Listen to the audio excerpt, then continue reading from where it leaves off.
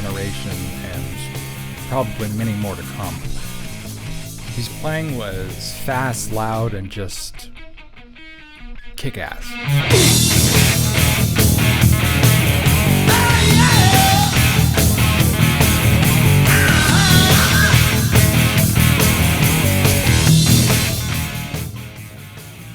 Eddie not only opened up a whole new world for guitar playing itself, he's responsible for a sea change in the way guitars are played that's second probably only to when Jimi Hendrix kind of created the modern electric guitar solo as we know it today. But Eddie's innovations in playing the guitar not only influenced the way people played, but it influenced the very tools with which guitarists use to express themselves and create many of the tones we know and love today. Throughout his life, Eddie modified his instruments and his amplifiers, hot rodding them to better reflect the sound in his head.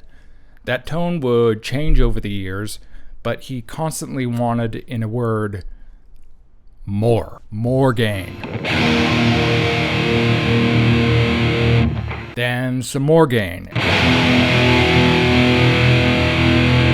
And then finally, all the gain.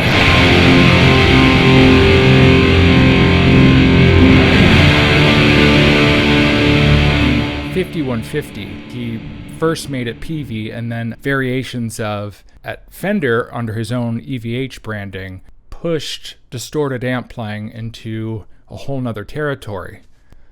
The 5150, in its various iterations, sort of spawned entire new genres. Eddie clearly picked up some lessons about what it takes to make a pre-existing machine do things that it simply wasn't capable of doing before, inspired by the love of his other favorite thing, cars, fast cars.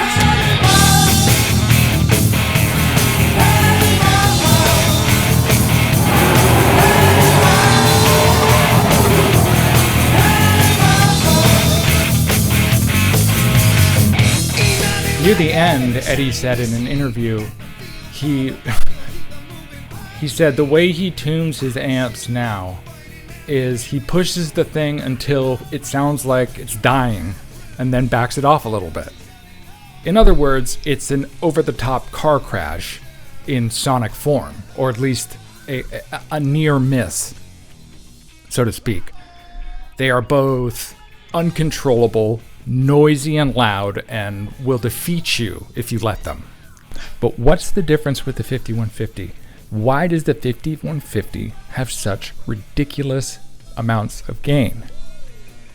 It's for the same reason that race cars have much more sensitive controls and much more power than hot rods. In other words, have you ever heard of a race car driver literally just flooring it? If you go and you floor the entire thing and then you make a wrong turn or do something too quickly, you're going to crash. It's just going to be an absolute ball of fire and nonsense. This is my proposition. Eddie Van Halen's original sound, the brown sound that was on those first 4 or 5 albums, the ones with David Lee Roth, those are, what I could only call like hot-rodded tones. Those are the sonic equivalent of a hot rod, in that he was playing the very same amp that pretty much everyone used up till that point, or at least everyone in that first batch of guitar greats to come out of the 60s and the early 70s. And that was the Marshall Plexi. I mean, Jimi Hendrix played a Marshall Plexi. I even think, the same year, although he played more than one. So really, Eddie was taking something that, like, Marshall had moved on by that point. They were making other stuff. They were making things with more, that actually did have more gain. They were kind of hot rodding their own things. But distinctively, Eddie didn't buy new Marshalls. He said he didn't like those. He did the equivalent of taking something that was kind of passé, frankly, and seeing the beauty in it and taking it and hot rodding it to make it his own. Really, it's the equivalent. What he did with his guitar and his amp, it's very much like taking an old car, a car that's, it works well, it still works well, but it's, not exactly fresh off the shelf and brand new. You can buy it for a cheaper price. I believe Eddie got his from some venue he bought it from. And at this point, it would have been almost a 10-year-old amp. But there's one thing you definitely know. You have to turn up the amp, and you have to push it to its absolute limits, and that also includes having the volume knob, the all the way up or close to all the way up. It's very similar to the idea of like having a heavy foot, like flooring the thing. Because it is a street legal thing to begin with, it's not going to be as refined as something like a race car. So essentially he just kept adding more horsepower, more speed, more power, more, and that's why such extreme bands wind up taking a liking to his amps. But the reason Eddie sounded so much different from all the people that used his amps is because Eddie understood that his guitar and his amp are not a hot rod. They're a race car. They're a Formula One car. It's much, much more delicate. The idea that I'd like to put forward, or sort of the central thesis of this, is that the right way to use a 5150, or the way it certainly appears to be designed, is essentially for you to use the volume knob as an accelerator pedal. Really, right? So a lot of us, and including myself, I tend to, unless I'm trying to clean up or something, I always have the volume on 10, and if I need to do a lead or something, I'll hit a pedal or whatever the case is. But for Eddie, I mean, he was always using the volume knob, and it was never all the way up. So in other words, you don't want to always floor it by any stretch of the imagination. You do want to floor it when you're using a hot rodded situation or a more traditional kind of amp and you're trying to get high gain tones. And that's exactly what Eddie did. He was, flat out on his guitar most of the time because he needed all the extra volume or speed that he could get. However, once cascading gain stages and stuff like that come along, really from the Soldano and on, and now everybody does it, it's not a car that's not meant to take you from A to B.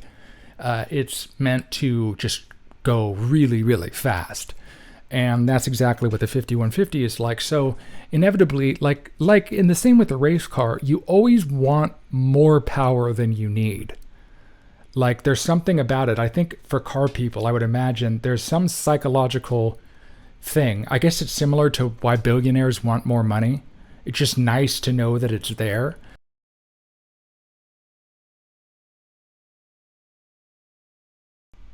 This is a profile of a late 60s Plexi with a Variac. So you can check out what I mean. And so naturally, my volume is all the way up.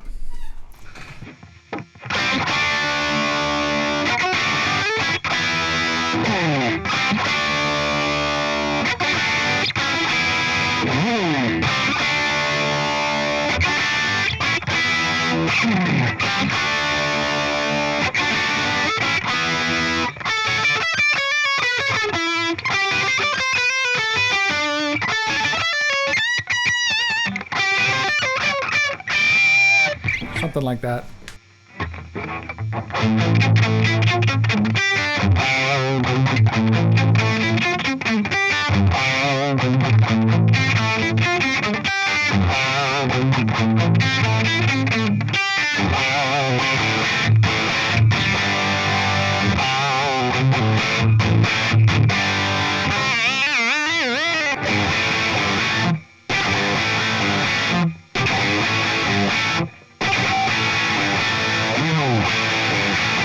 Alright, so it's kind of close to that sound, my sloppy playing aside.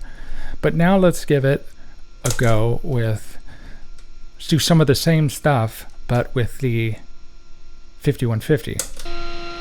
First of all, just listen to that, right? It's crazy. Now, if it's all the way up,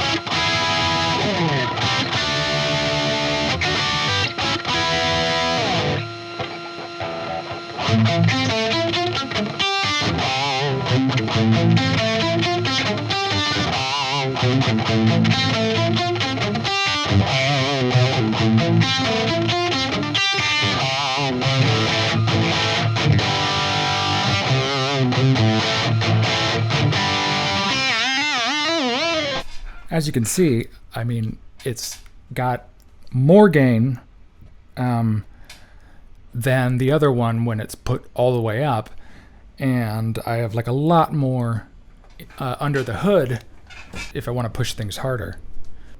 As to where on the other one, on the hot rodded one, if I roll the volume knob back off, it just becomes clean. It just becomes like you can literally play like here.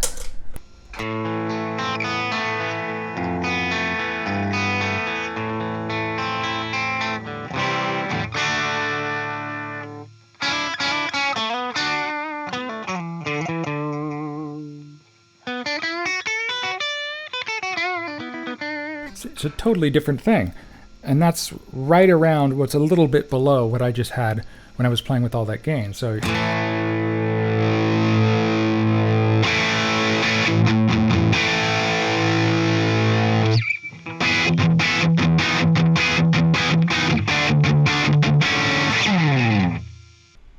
now what a lot of bands do, and this makes sense to me, is they actually just keep the gain on their amps pretty low, and you know they've got pretty hot pickups and all of that, and they just use it that way, which is a cool way to do it. I totally get that, but really the thing that you want to avoid, as far as I'm concerned, is taking your hot pickups and going in and cranking up the gain, because of course, if you ask me, I just don't think it sounds very cool. You lose so much personality. And I think people are trying to make it heavier, but it isn't heavier. I mean, there's no wrong way to do this, but next time you plug in your 5150, turn the gain up, nice, get it to 7, 7.5, whatever, and just start seeing what little textures you can get. He can get a little bit more.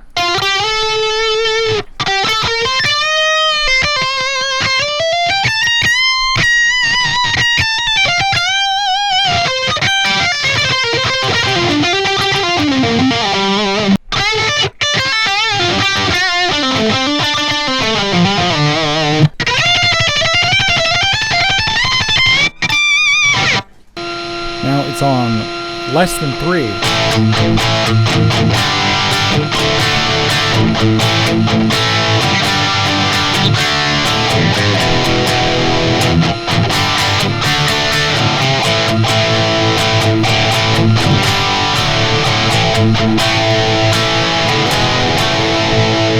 And there, like I said, I was below 3 on the volume knob here, and there was still as much gain as any of the 70s players would have had, probably a little bit more. On the fly, you can make these little adjustments that don't radically change the sound. You get a little bit more push, a little more compression, a little more subtlety, just depending on what you're doing.